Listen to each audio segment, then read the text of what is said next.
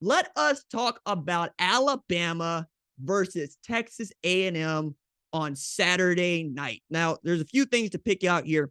The first of which is a 24-20 win for which Alabama was absolutely biting its nails toward the end against an A&M team that has come to show it is not very good. But in Alabama's defense, let's go ahead and get in front of this. The Heisman winner is not at quarterback to start this game or at all. That means my man, Jalen Melrose, was deputized to run the offense, and it was not a great night in as far as he is concerned.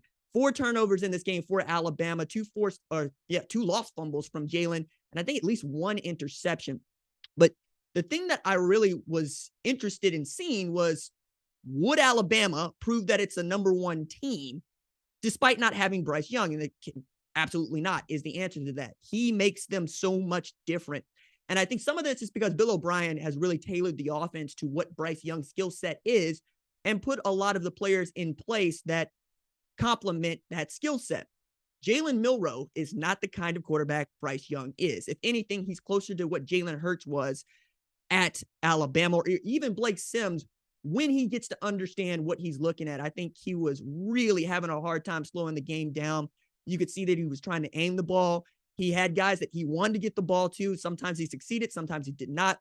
Really needed Jahmyr Gibbs, Jace McClellan, and Roydell Williams to come through. That's the other turnovers. Jace McClellan putting the ball on the floor. But, when you got a 280-pound defensive tackle putting his head on the football, there's nothing you could do about that. I was really impressed with Nick Saban's restraint, because there were lots of places where I just thought that he was going to absolutely lose his mind for the mental errors and the miscues that were coming from his normally disciplined football team. But we saw this against Texas. They were undisciplined in that game, and they looked terrible against Texas, and they didn't look great against A&M. A&M really should not have been in this game to begin with. As a matter of fact, if Will Reichert makes 2 field goals, this game is out of reach for them by the time it gets to the final play of the game. And the sequence that led to that is worthy of its own story and its own segment, its own book. But what I want to talk with you about is frankly what was popping off on the socials late on Saturday night, which is Jimbo Fisher's play call with the game in hand. Johnny Manziel coming out of the woodwork to say, one of the worst calls I've ever seen in my life. You have one play to beat the number 1 team in the country, and that's what we run. Yeah, that is what you run. I don't think that it was a bad play call from Jimbo Fisher. I think it was a bad read from the quarterback, Haynes King.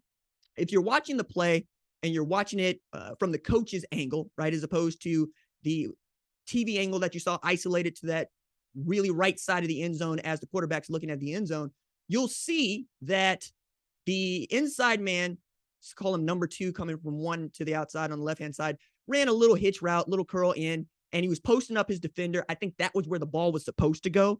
And if it does go to him, at the very least, you give him an opportunity to catch the ball, perhaps even a pass interference, because that man would have to come through the back of the receiver to make a play on it. I just think Haynes knew where he wanted to go with the football and made a decision that he would come to regret, and that A&M fans would come to regret, because they were trying to become just the 3rd team to pull off back-to-back wins against Alabama since Nick Saban had gotten to Alabama, including Ole Miss and LSU. Ole Miss at the time was very good. LSU was a national championship caliber team in that moment. I have a hard time picking on Jimbo for this play call. I have a hard time picking on A&M at all in this game, because I thought that this was an opportunity for Alabama to really show what it was about, especially knowing what the offseason conversation, for lack of a better term, was about with Jimbo Fisher and Nick Saban. You thought that perhaps both of those guys would show up with a grudge, but Nick Saban is mostly trying to salvage this game without Bryce Young. And one of the last things he said walking off the field was, we got to get the starting quarterback healthy. But I did think it was really there was some moxie shown by Jalen Melrose. There was a lot of strength and resolve. He could have folded. They could have also given him the hook for someone else, but they didn't. They chose to ride with him and tried to use his skill set.